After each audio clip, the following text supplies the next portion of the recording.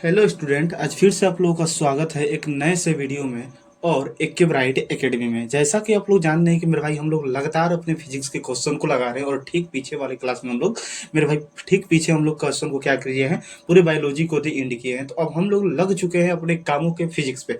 इसमें हम लोग 2 चैप्टर दे एंड किए हैं और आज हम लोग का जो है क्लास नंबर 3 है, जो आपका चैप्टर 3 है, जिसका नाम है मानव नेत्र तथा रंग बिरंगा संसार। समझ जाएंगे ना? थंबनेल देखकर आपको पता चल गया होगा कि इस चैप्टर का क्या नाम है और हमारा ऑब्जेक्टिव क्वेश्चन कैसे कैसे रहने वाला है। समझे? तो आपको एकदम अच्छा से समझ जाएगा क्लास को देखकर मेरे भाई क्वेश्चन कैसा है और करने में कितना मजा आ रहा है। मेरे भाई यहाँ से डायरेक्ट आपके एग्जाम में क्वेश्चन आने वाला है, इतना हम गारंटी दे रहे हैं। और नहीं होता है तो मेरे भाई पेपर में आप मिलाकर भी देख लीजिएगा, अगले ईयर के पेपर में सब हमारे क्वेश्चन को मिला लीजिएगा कि कितना क्वेश्चन आया और कितना क्वेश्चन मेरे भाई नहीं आया। समझिएगा ना? तो आज की क्लास में मेरे भाई हम लोग बड़े ही इंपॉर्टेंट क्वेश्चन को जानने वाले हैं, जिसका नाम है मानव नेत्र तथा रंग संसार। आज इसके क्वेश्चन में हम लोग बहुत तहलका मचाएंगे और मेरे भाई एकदम अच्छा तरीके से हर एक क्वेश्चन को करेंगे और कॉन्सेप्ट को क्लियर करते चलेंगे। समझ गए बात? तो चलिए चलते हैं मेरे भाई, अपने क्वेश्चन को हम लोग दी एंड करते हैं और स्टार्ट करते हैं। सबसे पहले स्टार्ट करेंगे तब तो दी एंड करेंगे मेरे भाई। हाँ चलिए चलते हैं, देखेंगे क्वेश्चन और आंसर मेरे भाई अपना देते रहेंगे। बताएंगे मानव नेत्र जिस भाग पर क्या करता है, किसी वस्तु का प्रतिबिंब बनाता है, वह कौन सा है? मानव नेत्र मतलब मानव नेत्र के जिस भाग पर किसी वस्तु का प्रतिबिंब बनता है वह भाग का क्या नाम है? तो मेरे भाई आप याद रखेंगे क्या नाम है? रेटिना। रेटिना पर किसी भी वस्तु का क्या बनता है सर? प्रतिबिंब बनता है। कैसा बनता, क्या बनता है? प्रतिबिंब। रेटिना को ही क्या कहते हैं सर? दृष्टि पटल। क्या कहते हैं? दृष्टि पटल कहते हैं। तो रेटिना को ही क्या कहते हैं? दृष्टि पटल। मतलब रेटिना पर क्या बनता है? किसी भी वस्तु का प्रतिबिंब सर बनता है दृष्टि पटल पे। Option number D. अब बताएंगे कैसा प्रतिबिंब बनता है, कैसा प्रतिबिंब बनता है, जल्दी बताएंगे कैसा प्रतिबिंब बनता है आपके रेटिना पर। जल्दी आप कमेंट बॉक्स में मेरे भाई बताएंगे कैसा वास्तविक बनता है कि काल्पनिक बनता है। वास्तविक भी बनता है तो कैसा बनेगा? छोटा या हमारे जो वगैरह होता है और जो भी होता है, बताइए वास्तविक या काल्पनिक बनेगा, जल्दी कमेंट में बताएंगे। दूसरा नंबर क्वेश्चन बताएंगे, सामान्य दृष्टि, सॉरी ये आपका यहाँ पर गलती है, यहाँ पर जो आपका है सामान्य दृष्टि के रहेगा, यहाँ पर दृष्टि रहेगा। सामान्य दृष्टि के वयस्क के लिए सुस्पष्ट दर्शन की अल्पतम दूरी होता है लगभग। बताएंगे कितना होता है मेरे भाई? बड़ी ही इंपॉर्टेंट हमारा क्वेश्चन है, जल्दी बताएंगे। सामान्य दृष्टि के लिए वयस्क के सुस्पष्ट जो होता है सर हमारा 25 cm होता है। कितना होता है सर? 25 सेंटीमीटर होता है। इस बात को आप क्या करेंगे मेरे भाई? याद रखेंगे। समझ गए ना? 25 सेंटीमीटर। तीसरा नंबर क्वेश्चन बताएंगे, अभिनेत्र लेंस की फोकस दूरी में परिवर्तन किया जाता है। बताएंगे अभिनेत्र लेंस की फोकस दूरी में परिवर्तन किया जाता है पुतली द्वारा, दृष्टिपटल द्वारा, पछमाभी द्वारा या परितारिका द्वारा? किसके द्वारा मेरे भाई किया जाता है? जल्दी से हमको बताएंगे। अभिनेत्र लेंस की फोकस दूरी में परिवर्तन किसके द्वारा किया जाता है? तो सर पछमाभी पेशी द्वारा किया जाता है। किसमें? पछमाभी पेशी द्वारा किया जाता है। याद रखेंगे, बहुत इंपॉर्टेंट मेरे भाई ये क्वेश्चन है। 4 नंबर क्वेश्चन बताएंगे, मानव नेत्र अभिनेत्र लेंस की फोकस दूरी को समायोजित करके विभिन्न दूरियों पर रखी वस्तु को फोकसित करता है, मतलब देखता है। ऐसा हो पाने का क्या कारण है? जरा दृष्टिता है या समंजन है या निकट दृष्टि दोष है या दीर्घ दृष्टि दोष? हमको जल्दी से बताएंगे क्या होने वाला है इसका फाइनल आंसर सर। तो आपको पता है कि सर जो होता है मानव नेत्र अभिनेत्र लेंस की फोकस दूरी को समायोजित कर कर हमारा किसी भी दूरी पर रखा गया रहेगा वस्तु, तो उसको फोकसित करता है, एकदम अच्छा से फोकसित करता है। ऐसा हो जाने का कारण हमारा समंजन है। क्या है सर? समंजन है। इस बात को आप याद रखेंगे। 5 नंबर क्वेश्चन बताएंगे, स्पेक्ट्रम में किस रंग की किरण का झुकाव अधिक होता है? जल्दी बताएंगे किस रंग के किरण का झुकाव सबसे अधिक होता है? इसका क्वेश्चन मेरे भाई आप बताएंगे। तो सबको पता है सर कि सबसे अधिक जो झुकाव होता है हमारा किस कलर का होता है? सर बैगनी का। सबसे हमारा कम का अगर बात करें कम का, तो सर होता है किसका? लाल रंग का। किसका? लाल रंग का। इस बात को आप याद रखेंगे, लाल रंग का सबसे कम झुकाव होता है और हमारा बैगनी कलर का सबसे अधिक होता है। समझ गए ना? यहां पर आप याद रखेंगे तरंग दैर्घ्य अधिक, तरंग धैर्य सबसे अधिक किसका होता है? किस कलर का होता है? तो याद रखेंगे लाल कलर का। तरंग धैर्य किसका अधिक होता है? लाल कलर का। और बात करें तरंग धैर्य कम किसका होता है? तो सर बैगनी कलर का। किसका? बैगनी कलर का। समझ जाएंगे ना? अगर बात करें यहां पर विचलन अधिक, विचलन अधिक। विचलन अधिक किसका होता है सर? तो हमारा बैगनी कलर का होता है। किसका? बैगनी कलर का विचलन सबसे अधिक होता है। विचलन सबसे जो कम होता है सर, लाल कलर का होता है। विचलन मतलब क्या होता है हमारा? यही जो है पूछा है आपसे, झुकाव। समझ जाएंगे ना? तो विचलन सबसे अधिक किस कलर का? बैगनी कलर का। सबसे कम हमारा लाल कलर का। लाल कलर का तरंग दैर्घ्य सबसे अधिक होता है और बैगनी तरंग दैर्घ्य कम होता है। इस बात को आप याद रखेंगे। 6 नंबर क्वेश्चन बताएंगे, दृश्य प्रकाश में किस वर्ण का तरंग दैर्घ्य अधिक होता है? दृश्य प्रकाश में किस वर्ण के तरंग दैर्घ्य सबसे अधिक होता है, बताएंगे। दृश्य प्रकाश में किस वर्ण का तरंग दैर्घ्य इस तरह नहीं रहेगा, तरंग दैर्घ्य इस तरह नहीं रहेगा, तरंग दैर्घ्य सबसे अधिक किसका होता है? तो हमको अभी बताएंगे तरंग दैर्घ्य सबसे अधिक हमारा किस कलर का होता है सर? लाल कलर का तरंग दैर्घ्य सबसे अधिक होता है और सबसे कम हमारा तरंग दैर्घ्य बैगनी कलर का होता है। 7 नंबर क्वेश्चन बताएंगे, एक वयस्क आंख के दूरबिंदु होता है, जल्दी बताएंगे। दूरबिंदु कितना होता है मेरे भाई, ये बताइए। एक स्वस्थ आंख के दूरबिंदु कितना होता है? तो स्वस्थ आंख के दूरबिंदु सर, दूर मतलब अनंत हो जाएगा। क्या हो जाएगा सर? अनंत हो जाएगा। इस बात को आप क्या करेंगे, अच्छा से मेरे भाई ये याद रखेंगे। समझ गए? चलेंगे 8 नंबर क्वेश्चन बताइए, जो नेत्र निकट स्थित वस्तु को साफ नहीं देख सकता उस नेत्र में होता है दृष्टि दोष, निकट दृष्टि दोष, या जरा दृष्टि दोष, या वर्णधनता। बताइए क्या होगा? जो नेत्र निकट स्थित वस्तु को साफ नहीं देख सकते। एक चीज बताइए, दूर में क्या होता है? जो दोष होगा उसमें आप उस चीज को देख सकते हैं। अगर दूर दृष्टि है तो दूर की वस्तु को देखेंगे। किसको देखेंगे? दूर की वस्तु को देखेंगे, लेकिन निकट की वस्तु को आप नहीं देख सकते हैं। और निकट में निकट की वस्तु को देखेंगे, लेकिन दूर की वस्तु को नहीं देख पाएंगे। समझ आएगा ना? ऐसा होता है ये दोनों में, दूर और निकट में ये हमारा दोष होता है। तो दूर दृष्टि कहने का मतलब दूर को देख पाएंगे लेकिन निकट को नहीं देख पाएंगे। तो आपसे क्या पूछा है? निकट स्थित वस्तु को साफ नहीं देख सकते हैं, तो सर दूर दृष्टि होगा, क्योंकि दूर दृष्टि में तो खाली हम दूर को देखते हैं, नजदीक की वस्तु को नहीं देख पाते हैं। यही आपका क्वेश्चन था।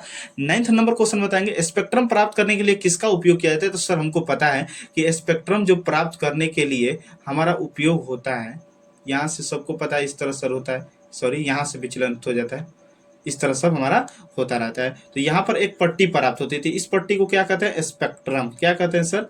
स्पेक्ट्रम कहते हैं। तो बताइए स्पेक्ट्रम प्राप्त करने के लिए किसका उपयोग करते हैं? तो सर प्रिज्म का प्रयोग करते हैं। किसका प्रयोग करते हैं सर? प्रिज्म का प्रयोग हम करते हैं। 10 नंबर क्वेश्चन बताएंगे, पुतली के साइज को कौन नियंत्रित करता है? तो सर पुतली के साइज को हमारा कौन नियंत्रित करता है? तो सबको पता है कि सर पुतली के साइज को नियंत्रित करता है हमारा परितारिका। कौन नियंत्रित करता है? परितारिका। 11 नंबर क्वेश्चन बताएंगे, प्रकाश का न्यूनतम तरंग दैर्घ्य कितना होता है? न्यूनतम सर तरंग दैर्घ्य इस तरह रहेगा, इस तरह तरंग दैर्घ्य। प्रकाश का न्यूनतम तरंग दैर्घ्य कितना होता है, जल्दी से बताएंगे। तो न्यूनतम जो तरंग दैर्घ्य होता है सर हमारा 380 nm होता है। कितना होता है? 380 nm सर होता है। समझ गए बात अच्छा तरीका से? चलेंगे 12 नंबर क्वेश्चन अब बताएंगे, आकाश का नीला रंग होना किस परिघटना का कारण है? जल्दी बताएंगे। परावर्तन, अपवर्तन, प्रकीर्णन, या कोई नहीं, जल्दी से हमको बताएंगे किसका कारण है आकाश का नीला रंग। आकाश हमारा नीला रंग दिखता है आखिर किस परिघटना के कारण?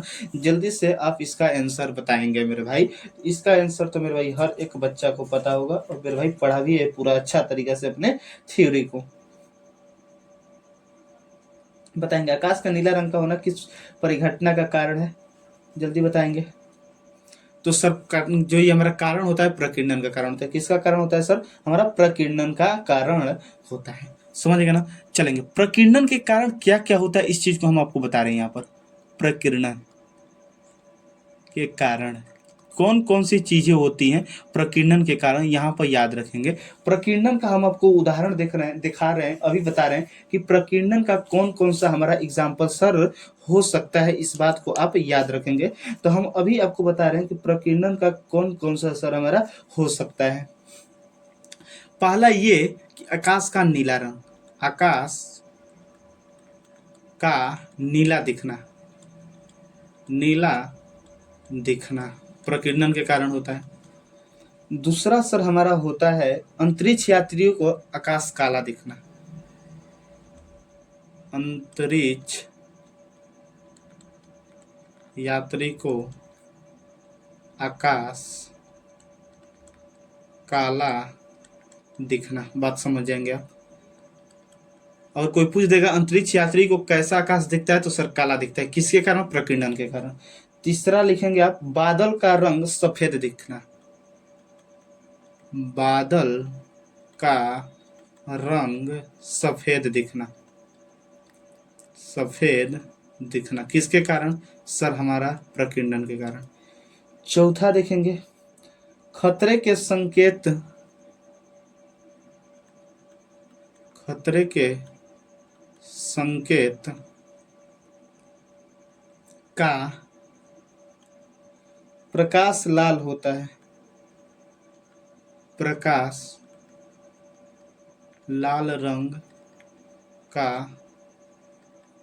होता है। यह भी कौन कारण होता है? हमारा प्रकीर्णन के कारण। 5 नंबर यहां से देखेंगे कौन होगा। और सूर्योदय तथा सूर्यास्त के समय सूर्य का लाल दिखना, सूर्योदय तथा सूर्यास्त के समय सूर्य का लाल दिखना किसके कारण होता है? ये सब हमारा प्रकीर्णन के कारण होता है मेरे भाई। इस चीज को आप बड़ी ही बेहतरीन तरीका से याद रखेंगे, समझ गए? ये पांचों हमारा जो होता है प्रकीर्णन के कारण होता है, समझ गया ना। चलेंगे अगला नंबर। देखिए क्वेश्चन आ भी गया मेरे भाई, हमको पीछे बताए भी हैं। किसी अंतरिक्ष यात्री को आकाश कैसा प्रतीत होता है? यहीं पर आपको बताया है ना मेरे भाई कि अंतरिक्ष यात्री को आकाश काला दिखना, मतलब आपको समझ में आएगा किसी अंतरिक्ष यात्री को कैसा आकाश हमारा दिखता है, तो सर काला दिखता है। कैसा दिखता है सर? काला दिखता है। मतलब ऑप्शन नंबर बी हमारा क्या हो जाने वाला है सर? राइट हो जाएगा। समझ गए बात? 13 का ऑप्शन नंबर बी हो जाने वाला है। 14 नंबर बताएंगे दृष्टि दोष, निकट दृष्टि दोष में किस लेंस का प्रयोग किया जाता है? निकट में हमारा कौन सा लेंस उपयोग होगा? जल्दी बताएंगे। देखिए कोग होता है दोस्त। देखिए हम सबसे पहले हम दो दोस्त को बता रहे हैं, निकट और दूसरा हमारा सर दूर।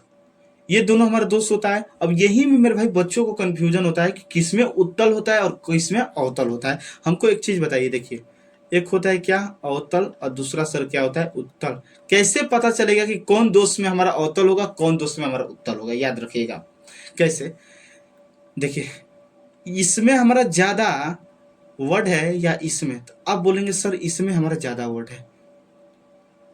कि इसमें सर अवतल में सबसे ज्यादा वर्ड है, तो निकट में भी तो आप देख रहे हैं सबसे ज्यादा है। मतलब जिस दोष में सबसे अधिक वर्ड होगा वही हमारा लेंस होगा। तो निकट में हमारा 3 वर्ड है, सबसे अधिक है, तो अवतल में भी मेरा भाई क्या होता है? अधिक होता है। मतलब निकट में हमारा क्या हो जाएगा? अवतल। अगर और दूर में क्या है? छोटा वर्ड है, कम है, छोट है, तो हमारा आंसर भी क्या हो जाएगा सर? छोटा वाला हो जाएगा। इसमें 3 लेटर, इसमें 2 लेटर, इसमें हमारा बड़ा है, तो ये भी हमारा बड़ा वाला आंसर हो जाएगा। निकट में अवतल लेंस और दूर में हमारा उत्तल लेंस। इस तरह भी समझ सकते हैं। निकट, निकट ट कहने से अ आ रहा है तो अवतल लेंस, अ से अवतल लेंस हो गया। दूर कहने से दू, उ आ रहा है, उ मतलब उत्तल लेंस। समझ आ गया? 15 नंबर क्वेश्चन बताएंगे तरंग धैर्य को सामान्यतः व्यक्त किया जाता है किसमें? तरंग धैर्य आपको चारों तरफ एरर लिखा हुआ है मेरे भाई, तो आप हम क्या करते हैं उसको सुधारते रहे। बताएंगे तरंग धैर्य को सामान्यतः व्यक्त किया जाता है किसके द्वारा? मीटर में, हर्ट्ज में, मीटर प्रति सेकंड में, या कोई नहीं? जल्दी से इसका आंसर बताएंगे। तो सर तरंग धैर्य को जो हमारा मापा जाता है मीटर में व्यक्त किया जाता है। किसमें? मीटर में। 16 नंबर क्वेश्चन बताएंगे नेत्र द्वारा किसी वस्तु का कैसा प्रतिबिंब बनता है? बताइए। आपको बताएं कि नेत्र द्वारा किसी वस्तु का जो प्रतिबिंब बनता है किस पर बनता है? सर रेटिना पर बनता है। किसी भी वस्तु का हमारा आंख में कहां पर प्रतिबिंब बनता है? सर रेटिना पर बनता है। और कैसा बनता है इस बात को आप बताइए। वास्तविक उल्टा तथा बड़ा, काल्पनिक सीधा तथा छोटा, काल्पनिक उल्टा तथा बड़ा, वास्तविक उल्टा तथा छोटा। जल्दी से बताएंगे नेत्र द्वारा किसी वस्तु का कैसा प्रतिबिंब बनता है? तो याद रखेंगे कि सर जो हमारा बनता है वास्तविक बनता है, उल्टा बनता है, और कैसा बनता है? छोटा बनता है। वास्तविक उल्टा तथा छोटा बनता है, इस बात को आप क्या करेंगे सर? याद रखेंगे। समझेगा ना? वास्तविक उल्टा तथा छोटा बनता है। 16 का ऑप्शन नंबर डी हमारा राइट हो जाने वाला है। 17 नंबर क्वेश्चन बताएंगे, टिंडल प्रभाव प्रदर्शित होता है, बताएंगे टिंडल प्रभाव प्रदर्शित होता है। प्रकाश का परावर्तन, प्रकाश का विक्षेपण, प्रकाश का अपवर्तन, प्रकाश का प्रकीर्णन। आपको वहां पर प्रकीर्णन की जगह पर एक और हम आपको नहीं बताए हैं कि जो टिंडल प्रभाव प्रदर्शित होता है सर हमारे प्रकाश के प्रकीर्णन के कारण प्रदर्शित होता है, इसको भी वहां पर ऐड कर लीजिएगा, समझ आएगा ना।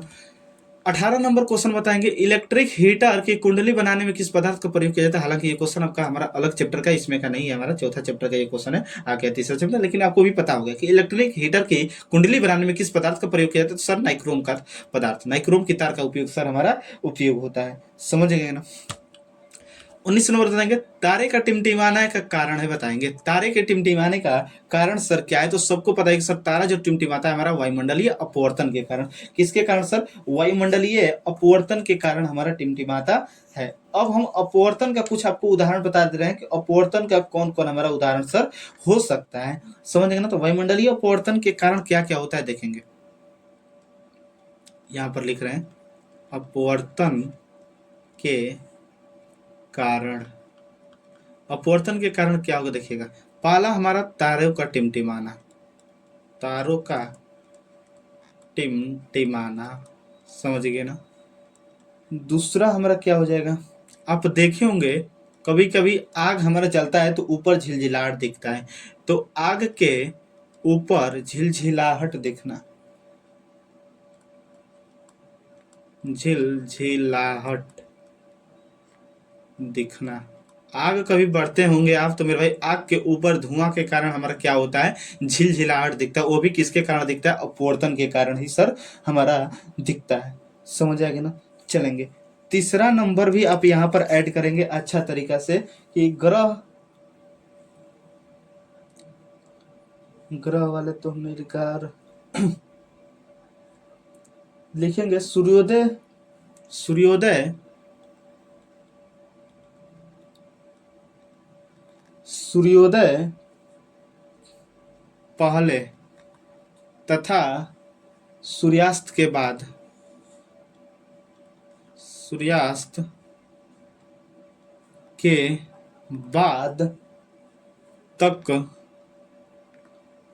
दिखाई देना। आप देखे होंगे कि हमारे सूर्य निकलने से पहले 2 मिनट निकलने से पहले ही हमें पता चल जाता है कि सर वहां से सूर्य निकल रहा है। वो किसके कारण लगता है, अपवर्तन के कारण, अपवर्तन के कारण। और इस बात को भी आप याद रखेंगे कि कभी कभी हमारा सूर्योदय का सूर्यास्त, जब सूर्य हमारा डूबने लगता है तो डूबने से पहले हमको लगने लगता है कि मेरे भाई 2 मिनट पहले क्या जब डूब जाता है, सॉरी, जब हमारा जब डूबने लगता है तो डूब जाता है, तभी भी हमें लगता है कि नहीं वो सूर्योदय डूब रहा है, मतलब 2 मिनट पहले में बाद भी पता चलता है कि नहीं अभी सूर्योदय भी वहां पर है। कहने का मतलब कि सब हमारा अपवर्तन के कारण यहाँ पर होता है, समझ गए बात। चलेंगे 20 नंबर क्वेश्चन बताएंगे, मानव नेत्र के लिए दृष्टि का स्थायित्व कितना है, जल्दी से बताएंगे। मानव नेत्र के लिए दृष्टि का स्थायित्व सर हमारा कितना होता है। तो याद रखेंगे मानव नेत्र के लिए दृष्टि का स्थायित्व सर 1/16 सेकंड होता है। बड़ी बार ये क्वेश्चन मेरे भाई पूछा है, बहुत इंपोर्टेंट है ये क्वेश्चन, इंपोर्टेंट अपने आप में बहुत ज्यादा है, समझ गए ना। 21 नंबर क्वेश्चन बताएंगे, एक एम में बराबर होता है, एम में मतलब मिली एम्पियर, मिली एम्पियर कितने के बराबर होता है। तो सर 1 मिली में जो होता है तो 10 के पावर -3, ये एम्पियर है तो एम्पियर लगा दीजिए, मतलब सर 10 के पावर -3 एम्पियर हो जाएगा। ऑप्शन नंबर हमारा ए राइट हो जाएगा। 22 नंबर क्वेश्चन बताएंगे, तरंगदैर्घ्य को सामान्यतः व्यक्त किया जाता है, तरंगदैर्घ्य को सामान्यतः किसके द्वारा व्यक्त किया जाता है, जल्दी से आप बताएंगे। तो सर तरंगदैर्घ्य को तो हमारा मीटर में किया जाता है, किसमें, मीटर में। और दूसरा आप याद रखेंगे, दूसरा हमारा होता है एंगस्ट्रोम, किसमें, एंगस्ट्रोम, एंगस्ट्रोम में, यहाँ पर कर दीजिए इस तरह, एंगस्ट्रोम में, किसमें, दो चीजों में व्यक्त किया जाता है तरंगदैर्घ्य को, एक तो मीटर में, दूसरा एंगस्ट्रोम में, मतलब सर हमारा एंगस्ट्रोम में इसको व्यक्त किया जाता है, समझ में आ गया। आप बताएंगे, देखिए एंगस्ट्रोम का इस तरह संकेत होता है, इस तरह एक एंगस्ट्रोम, समझेंगे, एक एंगस्ट्रोम में कितना मीटर होगा, इस चीज को आप बताएंगे कमेंट बॉक्स में। 23 नंबर क्वेश्चन बताएंगे, प्रकाश के किस घटना के कारण सूर्य हमें वास्तविक सूर्योदय से लगभग 2 मिनट पूर्व दिखाई देना था। देखिए ये चीज आपका आ गया ना मेरे भाई। यहाँ आपको क्या बताएं, यहाँ पर देख लीजिए, हम आपको अभी समझाए हैं कि सूर्योदय पहले तथा सूर्यास्त के बाद तक दिखाई, मतलब 2 मिनट पहले हमें दिखाई देने लगता है। ऐसा कारण क्या है, किसके कारण पहले ही दिखाई देने लगता है। सूर्य हमें वास्तविक सूर्योदय से पहले लगभग 2 मिनट पूर्व दिखाई देने लगता है। परावर्तन, वायुमंडलीय अपवर्तन, प्रकीर्णन या बीओसी दोनों। जल्दी से बताएंगे इसका आंसर। तो सर आप ही अभी बताएं, वायुमंडलीय अपवर्तन के कारण ऐसा होता है। 24 नंबर क्वेश्चन बताएंगे, निम्नलिखित में से कौन नेत्र का रंगीन भाग होता है? रंगीन भाग कौन है नेत्र का? जल्दी से बताएंगे। तो सर परितारिका जो है हमारा नेत्र का रंगीन भाग है। इस बात को आप क्या करेंगे मेरे भाई, अच्छा से याद रखेंगे। 25 नंबर क्वेश्चन बताइए, आंख के गोले के सामने की बीच वाली पारदर्शी परत को क्या कहते हैं? कार्निया, आइरिस, रेटिना या तांत्रिक तंत्रिका तांत्रिक नहीं तंत्रिका या स्नायु? जल्दी से इसका आंसर बताएंगे। तो याद रखेंगे सर, कार्निया जो होता है, क्या होता है? कार्निया। आंख के गोले के सामने के बीच वाली पारदर्शी परत को सर हम कार्निया कहते हैं। इस बात को आप याद रखेंगे। 26 नंबर क्वेश्चन बताएंगे, इंद्रधनुष बनने का क्या कारण है? परावर्तन, अपवर्तन, वर्ण विक्षेपण या कोई नहीं? बहुत बार मेरे भाई ये क्वेश्चन आया और इसी बार 2024 का जो एग्जाम है इस बार ये क्वेश्चन मेरे भाई आया हुआ है। समझेगा ना? इंद्रधनुष बनने का हमारा कारण क्या है? तो इस बात को याद रखेंगे, वर्ण विक्षेपण है। किसके कारण? वर्ण विक्षेपण के कारण सर हमारा इंद्रधनुष बनने का कारण है। 27 नंबर क्वेश्चन बताएंगे, मानव नेत्र में उपयुक्त लेंस होता है। मानव नेत्र में कौन सा लेंस का उपयोग होता है? हम लोग की आंखों में कौन सा लेंस सर लगा होता है? तो उत्तल लेंस लगा होता है। कौन सा लेंस लगाता है? उत्तल लेंस लगा होता है। 28 नंबर बताएंगे, एक एंगस्ट्रॉम बराबर होता है। आगे क्वेश्चन आपसे पूछे भी थे कि एक एंगस्ट्रॉम किसके बराबर होता है? जल्दी से आपको बताएंगे, एक एंगस्ट्रॉम किसके बराबर होता है? तो सर एक एंगस्ट्रॉम 10 के पावर -10 मीटर होता है। इस बात को याद रखेंगे। और 10 के पावर जो -15 है ना मेरे भाई, ये याद रखेंगे, नाभिक का आकार होता है। नाभिक कितना होता है सर? 10 के पावर -15 मीटर। अब परमाणु की त्रिज्या जो होता है, परमाणु की त्रिज्या जो 10 के पावर -10 मीटर का होता है। इस बात को आप याद रखेंगे। 29 नंबर क्वेश्चन बताएंगे, जरा दृष्टि दोष को दूर करने के लिए कौन सा लेंस हम उपयोग करते हैं? जल्दी से बताएंगे। तो सर जरा दृष्टि दोष को दूर करने के लिए हम बाईफोकल मतलब द्विफोक्सी लेंस का उपयोग सर हम करते हैं। उत्तल लेंस हम करते हैं दूर में, अवतल लेंस में हम किसको कहते हैं सर? हम अवतल लेंस किसमें? निकट में। समझ आएगा ना? और बेलनाकार हम जो करते हैं मोतियाबिंद, सॉरी, बाईफोकल का तो हम करते हैं किसमें? जरा दृष्टि दोष में। समझेगा ना? हाँ, बाईफोकल का हम जरा दृष्टि दोष में करते हैं। 30 नंबर क्वेश्चन बताएंगे, नेत्र गोलक का व्यास कितना होता है? बताएंगे नेत्र गोलक का व्यास कितना होता है? जल्दी से बताएंगे। नेत्र गोलक का व्यास कितना होता है? जल्दी से आप बताएंगे। तो सर जो होता है 2.3 सेंटीमीटर। आपका एक ऑप्शन और है जो मीटर में, ये मीटर में नहीं होता है, सेंटीमीटर में। इस बात को आप याद रखेंगे, अच्छा से नोट में डाउन कर लेंगे मेरे भाई, उतार लेंगे कि 2.3 सेंटीमीटर होता है नेत्र गोलक का व्यास। समझ गए?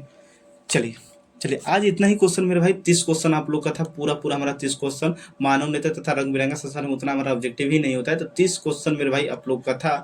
आप बताएंगे कि 30 में मेरे भाई आप कितना सही किए हैं, इस बात को आप बताएंगे, कमेंट बॉक्स में बताएंगे। आई होप कि मेरे भाई आज की क्लास आपको बड़ी ही सुंदर लगा होगा, अच्छा लगा होगा। समझने में मेरे भाई आपको थोड़ा भी हमारा दिक्कत वगैरह नहीं होगा। आप नोट्स में भाई ये सब हम क्वेश्चन इसमें मेरे भाई आप लोग को समझा नहीं पाएंगे, क्योंकि आपका मेरे भाई ये जो हो रहा है एग्जाम बड़ी पास है, हम लोग ऑब्जेक्टिव क्वेश्चन को क्लियर करना है। समझ जाएगा ना? ये हमारा कोई ये क्लास नहीं हो रहा है कि मेरे भाई इसमें हम डाउट को अपने सीखें। डाउट को मेरे भाई नहीं सीख पाएंगे। समझ गए बात को ना? तो इसमें मेरे भाई हम लोग उसी क्वेश्चन को करेंगे जो क्वेश्चन हमारा मेरे भाई एग्जाम में आने वाला है, और हर एक क्वेश्चन पर मेरे भाई हम लोग का कमांड अच्छा रहे।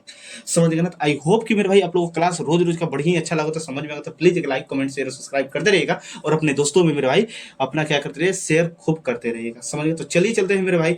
इसी समय हम लोग क्या करते हैं, अगले क्लास में फिर से हम लोग मिलते हैं। तब तक के लिए आपको दिल से थैंक यू।